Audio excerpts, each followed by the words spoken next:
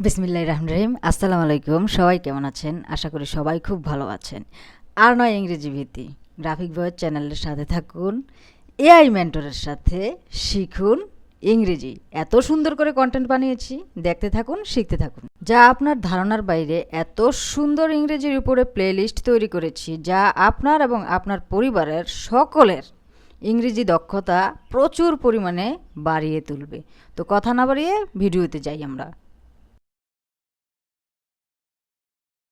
ইংরেজিতে লেখালেখি অনেকের কাছেই এটা কিন্তু একটা বেশ বড় চ্যালেঞ্জ। কিন্তু কি হবে যদি বলি এই কঠিন কাজটাকেও আসলে কয়েকটা সহজ ধাপে ভেঙে ফেলা যায়? আজকের এই আলোচনাতে আমরা ঠিক সেটাই করতে যাচ্ছি। আচ্ছা, ইংরেজিতে কিছু লিখতে গেলেই কি এমন মনে হয় যে কোথা থেকে শুরু করব বা কিভাবে ঠিক গুছিয়ে লিখব? এই প্রশ্নগুলো যদি মাথায় ঘুরপাক খেতে থাকে, তাহলে বলি এই অনুভূতিটা কিন্তু শুধু আপনার একার নয়। কিন্তু আসল প্রশ্ন হল, বিষয়টা কি আসলেই এতটা জটিল? দেখুন, একটা খুব সাধারণ ভুল ধারণা আছে যে ভালো ইংরেজি লেখা মানেই একেবারে নিখুঁত গ্রামার জানা। আসলে কিন্তু ব্যাপারটা মোটেও তা নয়। ভালো লেখালেখি এটা একটা দক্ষতা যা সময়ের সাথে তৈরি হয়। ঠিক যেমন ধরুন সাইকেল চালানো বা সাঁতার শেখার মতো নিয়মিত অনুশীলনের মাধ্যমে যে কেউ এটাতে দক্ষ হয়ে উঠতে পারে। যে কোনো ভালো লেখার পেছনেই কিন্তু একটা গোছানো প্রক্রিয়া থাকে। চলুন সেই প্রক্রিয়াটার 4টি সহজ ধাপ দেখে নিই। প্রথমত, ভাবনা ও পরিকল্পনা। তারপর প্রথম খসড়া লেখা। 3 নম্বরে সংশোধন আর সম্পাদনা। এবং সবশেষে নিয়মিত অনুশীলন। দেখবেন এই ধাপগুলো জানা থাকলে লেখালেখি আর আগের মতো কঠিন মনে হবে না। তাহলে চলুন শুরু করা যাক আমাদের প্রথম ধাপ দিয়ে, ভাবনা ও পরিকল্পনা। অনেকেই কিন্তু এই ধাপটা এড়িয়ে গিয়ে সরাসরি লিখতে শুরু করে দেন। কিন্তু লেখার আগে একটুখানি সময় নিয়ে ভাবাটাই কিন্তু পুরো প্রক্রিয়াটাকে অনেক সহজ করে দেয়। এটাই আসল চাবিকাঠি।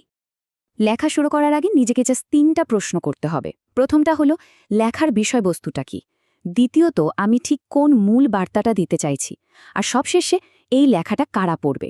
এই 3টা প্রশ্নের উত্তরই কিন্তু লেখাটা একটা শক্ত ভিত্তি আর পরিষ্কার একটা দিক নির্দেশনা দেবে।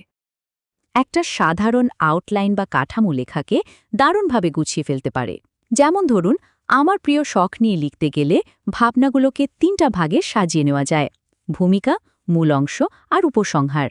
এভাবে যদি এগোনো যায়, তাহলে লেখার সময় মূল বিষয় থেকে সরে যাওয়ার ঝুঁকিটা প্রায় থাকেই না। বেশ, পরিকল্পনা তো হলো। এবার ভাবনাগুলোকে কাগজে আনার পালা। আর এখানেই চলে আসছে আমাদের দ্বিতীয় ধাপ, প্রথম খসড়া লেখা।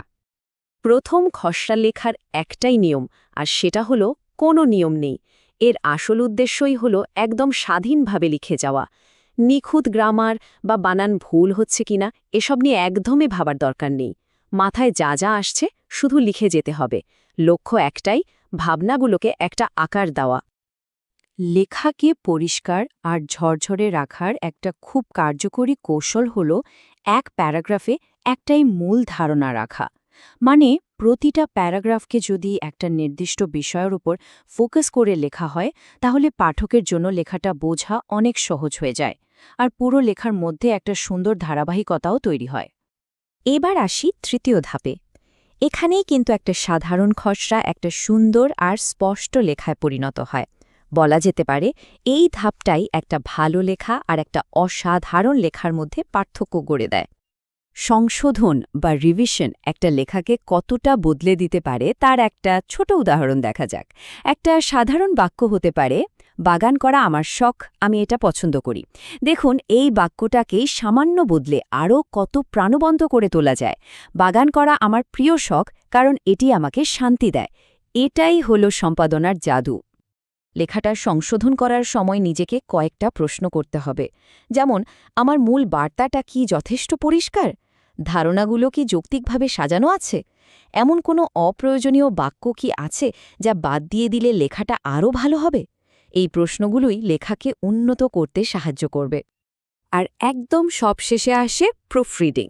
এখানে মূল মনোযোগ থাকবে ব্যাকরণ, বানান আর বিরাম চিহ্নের ছোট ছোট ভুলগুলো খুঁজে বের করার দিকে। গ্রামারলি বা গুগল ডক্সের মতো টুলস এই কাজে দারুণ সাহায্য করতে পারে। এই চূড়ান্ত ধাপটা লেখাকে একেবারে নির্ভুল আর নিখুঁত করে তোলে। আর এখন আমরা চলে এসেছি শেষ এবং সম্ভবত সবচেয়ে গুরুত্বপূর্ণ ধাপে।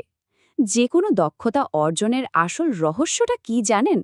সেটা হলো নিয়মিত অনুশীলন। আর লেখালেখি তো এর ব্যতিক্রম হতেই পারে না। কিন্তু কিভাবে অনুশীলন করা যায়? খুব কঠিন কিছু না, একদম সহজ কিছু অভ্যাস তৈরি করতে হবে। যেমন প্রতিদিন নিয়ম করে মাত্র একটা প্যারাগ্রাফ লেখা, নিয়মিত ইংরেজি বই বা খবরের কাগজ পড়া, আর নতুন কোনো শব্দ পেলেই সেটা নোট করে রাখা।